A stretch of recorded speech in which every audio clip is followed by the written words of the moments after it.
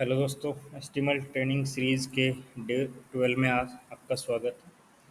आज हम बात करते हैं सी एस एस सेलेक्टर्स के बारे में। तो सबसे पहले हम अपना एक वेब पेज बना लेते हैं सो दैट उस पर हम अपनी प्रैक्टिस करें। इसके लिए मैं एक एस्टीमल फाइल बना लेता हूँ जिसको नाम देता हूँ मैं C S S selector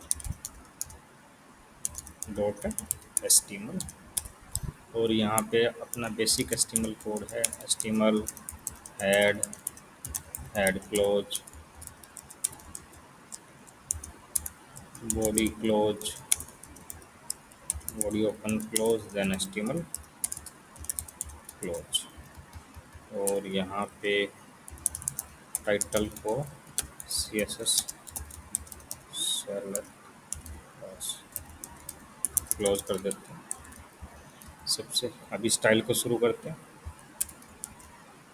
style open और स्टाइल को क्या किया, क्लोज किया।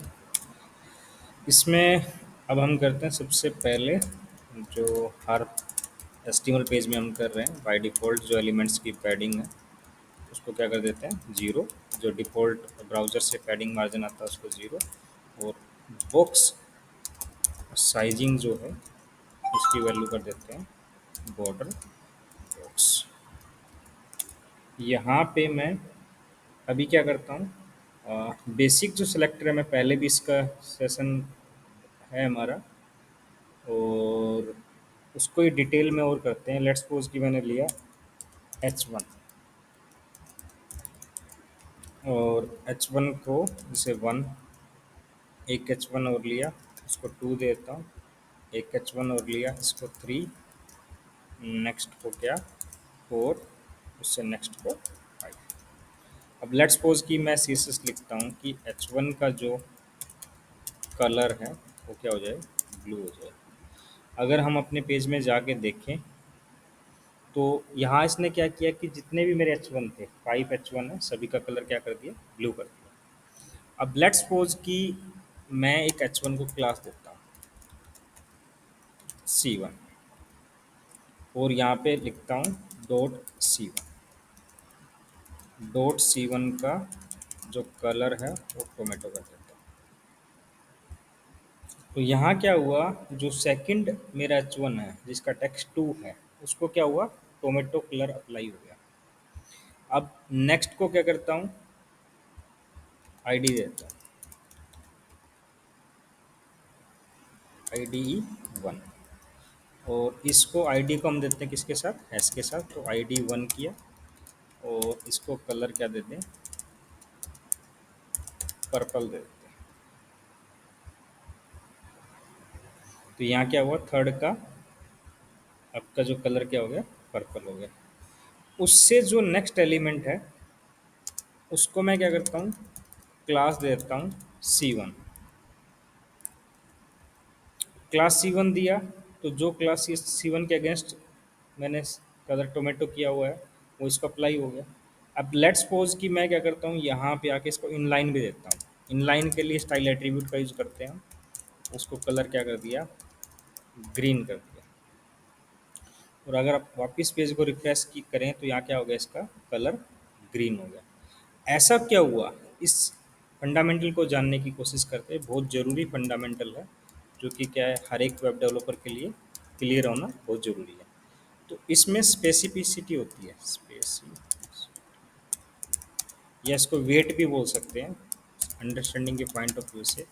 जो एलिमेंट्स हैं उसका वेट होता है 1, क्लास है उसका होता है 10, आईडी है उसका होता है 100 और जो आपका इनलाइन है उसका होता है क्या, 1000। एलिमेंट का 1। अब अगर हम वापस जाके देखें तो यहाँ क्या हुआ, जब मैंने पहली बार H1 को किया था तो बाकी सिलेक्टर के साथ इसको कोई CSS थी नहीं। तो इसने क्या किया, सभी को क्या कर दिया, ब्लू कलर कर दिया। जब सेकंड टाइम मैंने इस 2 को C1 क्लास दिया और यहाँ C1 के अगेंस्ट जब मैंने CSS लिखी उसका कलर टोमेटो किया, तो अब यहाँ क्या हुआ कि एलिमेंट का 1 था और क्लास का क्या हो गया, 10 हो गया। तो इसने क्या किया, सेकंड एलिमेंट को C1 अप्लाई कर दिया। अब नेक्स्ट क्या किया मैंने, जो थर्ड एलिमेंट लिया था उसको क्या किया, आईडी दिया, और आईडी के अगेंस्ट क्या कलर पर्पल किया, तो इसने क्या कर दिया, उसको पर्पल कर दिया क्योंकि उसका वेट क्या था, 100 था। अगर हम यहाँ पे देखें, अब लेट्स सपोज कि मैं क्या करता हूँ, इस एलिमेंट को आईडी भी दे देता हूँ और इसको क्या देता हूँ, क्लास भी देता हूँ C1। ये जो 3 है ये फिर भी क्या करेगा, जो आईडी के अगेंस्ट है उसी को ही अप्लाई करेगा। क्यों अप्लाई करेगा, क्योंकि यहाँ पे जो क्लास का वेट है वो क्या बन रहा है आपका 10, और जो आईडी का वेट है वो क्या बन रहा है आपका 100। अब 100 हाइयर है तो ऑफ कोर्स ये किसको अप्लाई करेगा, 100 को करेगा। अब यहाँ पे देखिए जो 4 है, 4 में क्या हुआ, C1 क्लास भी दे रखा है। अब क्लास का कितना होता है हमारा 10, तो इनलाइन भी दे दिया। अब इनलाइन का कितना होता है 1000, तो उसने क्या किया, जो आपका इनलाइन है उसको अप्लाई कर दिया, और उसकी वजह से क्या हो गया, यहाँ पे इसका कलर ग्रीन हो गया। अब ये दो चार वे हो गए कि स्पेसिफिसिटी के टर्म में इसको कंसिडर कर लो या वेट के टर्म में कर लो। तो ये फंडामेंटल बेसिकली सीएसएस में चलता है। अब हम क्या करते हैं कि जैसे मैंने यहाँ पे क्या किया, एक क्लास लिया C2, ठीक है, और अब की बार मैं क्या कर देता हूँ, दो एलिमेंट लेता हूँ, ठीक है, ये C2 हो गया, एक ही एलिमेंट लेता हूँ। अब मैंने क्या किया, डॉट C2 के लिए कलर क्या कर देता हूँ, विट कर देता हूँ,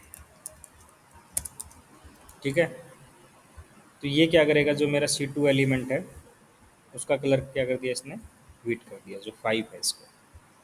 अब नेक्स्ट मैं क्या करता हूँ, H1 डॉट C2, और उसको कलर क्या दे दूँ, लेट्स सपोज कि मैं ऑरेंज दे दूँ। अब यहाँ इस पे क्या चेंज आया, यहाँ पे चेंज क्या आया कि जो पहले मैंने क्लास के अगेंस्ट किया हुआ था वेट ना अप्लाई होके, अब क्या हो गया, ये वाला अप्लाई हो गया। ये क्यों अप्लाई हुआ, क्योंकि यहाँ पे अगर इसकी वेट की बात करें या स्पेसिफिसिटी की बात करें तो इसकी स्पेसिफिसिटी क्या थी, 10, और वो 10 कहाँ से आई, क्योंकि यहाँ पे क्लास यूज हो रखी है। अगर यहाँ पे बात करें तो यहाँ क्या हुआ, 1 आपका आया कहाँ से, एलिमेंट से, और 10 आया आपका कहाँ से, क्लास से। तो इसका कितना हो गया, 11 हो गया। अब ऑफ कोर्स 11 हाइयर है 10 से, तो यहाँ पे क्या हुआ, जो ऑरेंज कलर है वो अप्लाई हो गया।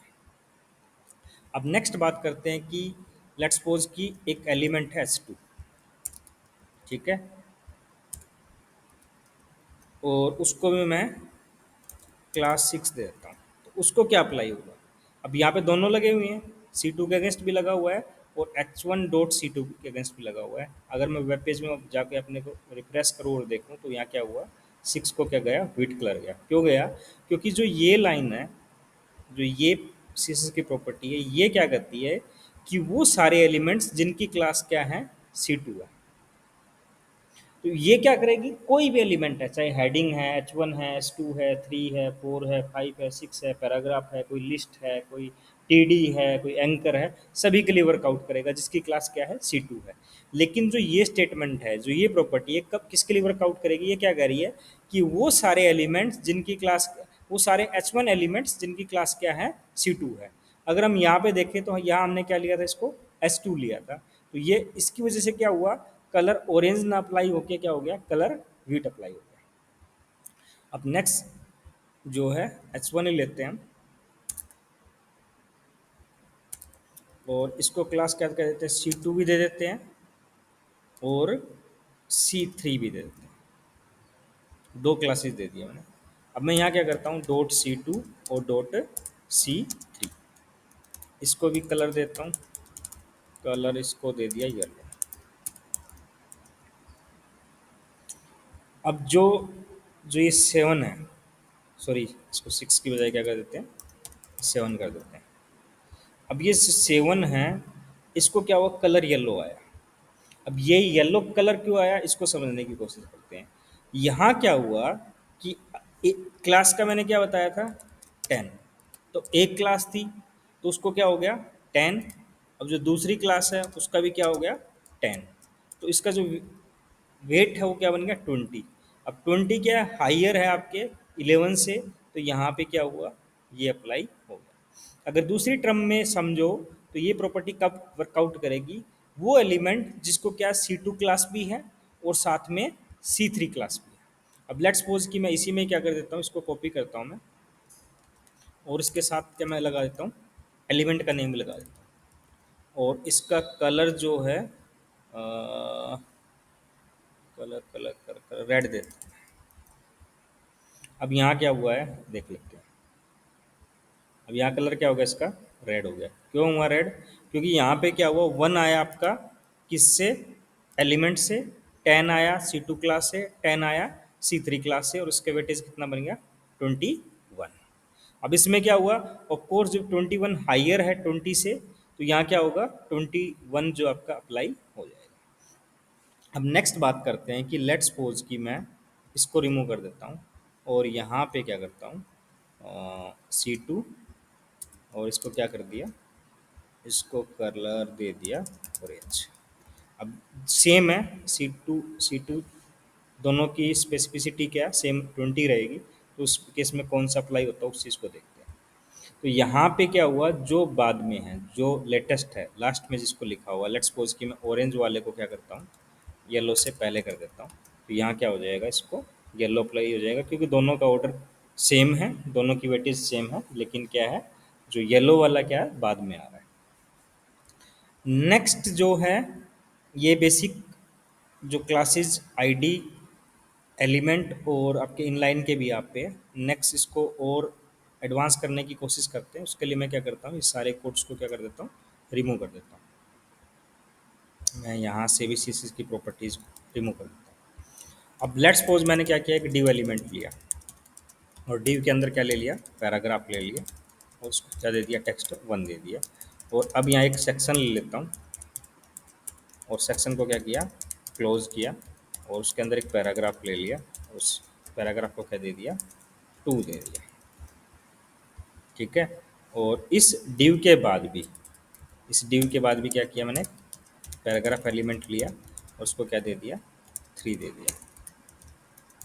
उसकी CSS लिखने की कोशिश करता हूँ, मैं क्या करता हूँ, डिव स्पेस p और इसका कलर क्या कर दूँ, रेड कर दूँ। डिव यहाँ पे एक स्पेस दिया सिंगल स्पेस है और p, इसको देख के तो यहाँ देखो 1 और 2 को कलर रेड अप्लाई हो गया लेकिन 3 को अप्लाई नहीं हुआ।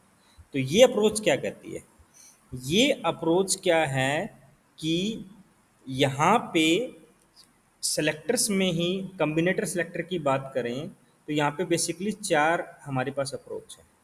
वो 4 अप्रोच क्या क्या हैं उनके बारे में बात करते हैं। जो सबसे पहली अप्रोच है यहाँ पे वो है आपकी कि जब आपका कोई एलिमेंट है जिसको कि जो स्पेस अप्रोच है बेसिकली, इसकी नेमिंग कन्वेंशन पहले हम डिफाइन कर लेते हैं। जिसे मैं HTML कमेंट्स में इसको डिसेंडेंट सेलेक्टर बोलते हैं, DSCENDENT कम्बिनेटर, और जिस जो किसके साथ चलता है, स्पेस के साथ, CNDENT।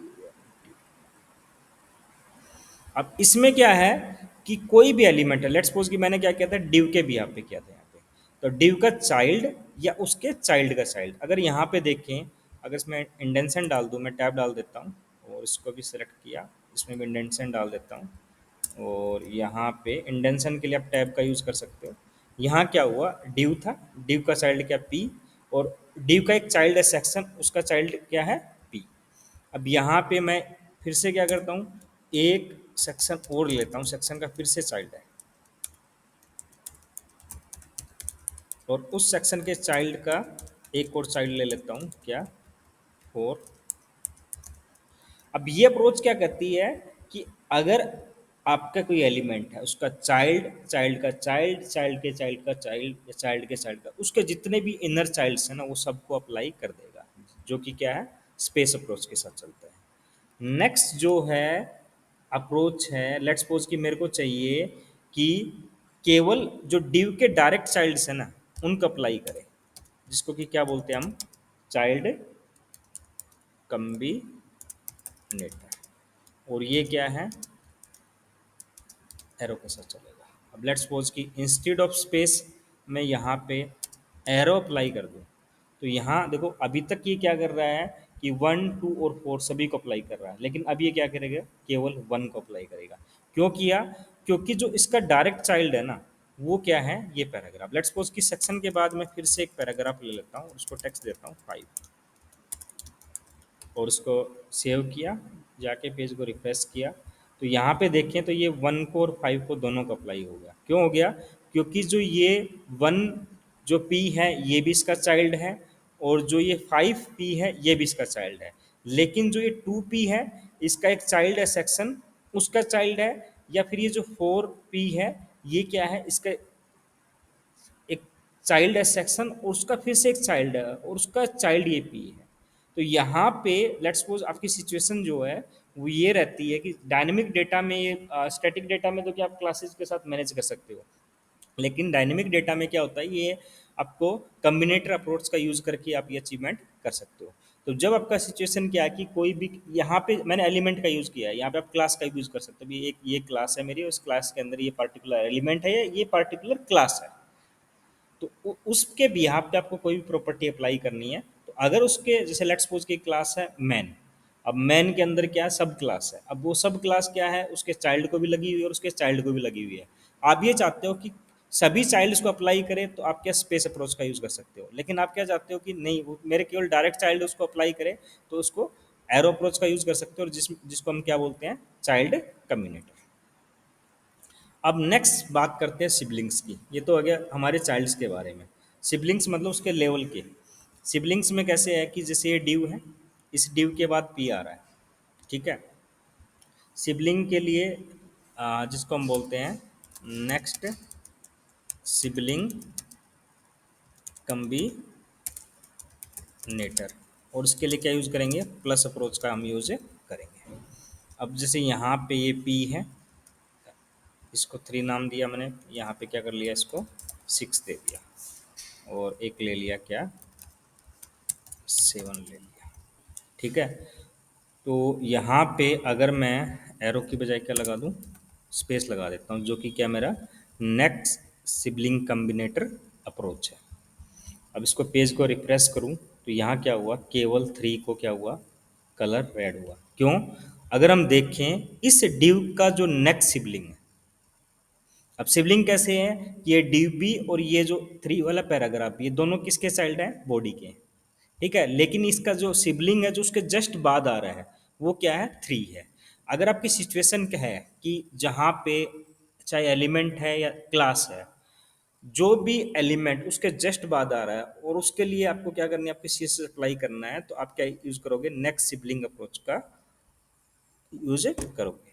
इससे नेक्स्ट जो होता है वो होता है आपका सब्सिक्वेंट सिबलिंग अप्रोच, सब सिक्वेंट एस सी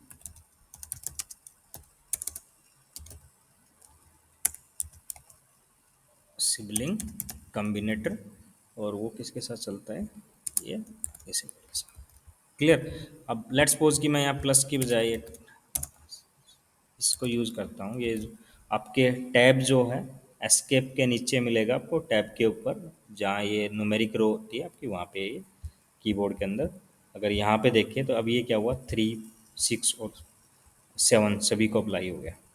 अब ये सभी को अप्लाई क्यों होगा, कि ये क्या होगा, सब्सिक्वेंट मतलब उसके बाद जितनी बार भी पी आएगा, इस डिव के बाद जब भी पी आएगा तब, अब लेट्स सपोज कि मैंने क्या किया, यहाँ बीच में एक H1 ले लेता हूँ,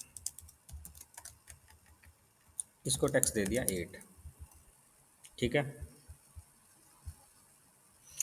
अब अगर हम देखें बीच में एलिमेंट आया है, एक H1 एलिमेंट आया है, ठीक है। लेकिन ये जो P है, जो 7 नंबर का P है, ये इसका क्या है, सिबलिंग है। सिबलिंग कैसे, इसके बाद आ रहा है। अब लेट्स सपोज कि मैं एक ड्यू से पहले लेता हूँ 9, एक पैराग्राफ क्या लिया, ड्यू से पहले लिया, उसको टेक्स्ट दे दिया क्या, 9। अगर अपने पेज को रिफ्रेश करूँ यहाँ पे, तो यहाँ देखो 9 को अप्लाई नहीं हुआ। 9 को अप्लाई नहीं क्यों नहीं हुआ, क्योंकि वो उसका सिबलिंग तो है लेकिन उसके बाद नहीं आ रहा है। तो ये जो दोनों अप्रोच है, चाहे वो नेक्स्ट सिबलिंग की बात करें या सब्सिक्वेंट सिबलिंग के अप्रोच की बात करें, ये कब अप्लाई होंगी? जब ड्यू के बाद आपका पैराग्राफ स्टार्ट होगा। अभी जैसे हमने सब्सिक्वेंट सिबलिंग को अप्लाई किया हुआ है, अब यहाँ पे क्या, ये जो 3 है, 6 है और 7 है, तीनों को क्या हुआ, कलर रेड अप्लाई हो गया। तो ये बेसिकली हमने आज CSS के जो सेलेक्टर्स हैं उनकी स्पेसिफिसिटी को जाना है, और साथ में जो इसकी सेलेक्टर्स की अप्रोच है, जिसमें कि पहला तो हो गया आपका सिंपल सेलेक्टर और दूसरा आपका हो गया कम्बिनेटर सेलेक्टर। सिंपल सेलेक्टर की बात करें, जैसे इस टॉपिक को हम क्या नाम दे सकते हैं, कम्बिनेटर सेलेक्टर। और आपके जो सिंपल सेलेक्टर होते हैं, सिंपल सेलेक्टर में क्या होता है आपका, एलिमेंट के बिहाफ पे, दूसरा क्या, क्लास के बिहाफ पे, और तीसरा क्या, आईडी के बिहाफ पे। अब इसको मैं थोड़ा सा स्पेस दे के और कैटेगराइज कर देता हूँ। तो ये क्या हो गया आपके सिंपल सेलेक्टर, जिसमें क्या चीज़, तीन चीज़ें हैं, एलिमेंट, क्लास और आईडी। दूसरा क्या, कम्बिनेटर सेलेक्टर, जिसमें 4 पॉइंट्स है। पहला डिसेंडेंट कम्बिनेटर जो कि स्पेस के साथ है, चाइल्ड कम्बिनेटर जो एरो के साथ है, नेक्स्ट सिबलिंग प्लस के साथ, सब्सिक्वेंट टाइल सिंबल के साथ। अब इसको प्रैक्टिस करो, क्योंकि ये ऐसी बेसिक्स फंडामेंटल है कि जब आप एडवांस लेवल की वेबसाइट डिज़ाइन करने जा रहे हो, तो वहाँ पे इन अप्रोच का यूज़ करके आप लेस क्लासेस का यूज़ करोगे और जो प्रॉब्लम्स हैं उनको इजीली सोल्व आउट कर दोगे। तो दोस्तों नेक्स्ट सेशन में मिलते हैं। नेक्स्ट सेशंस में हम और भी यहाँ पे आपके सेलेक्टर्स हैं जो कि सूडो क्लास है, सूडो एलिमेंट्स है, उन उनके बारे में बात करेंगे, वो क्या है और कैसे वर्कआउट करते हैं। धन्यवाद दोस्तों। अगर वीडियो पसंद आया तो वीडियो को लाइक करें, कमेंट करें और चैनल को सब्सक्राइब करें।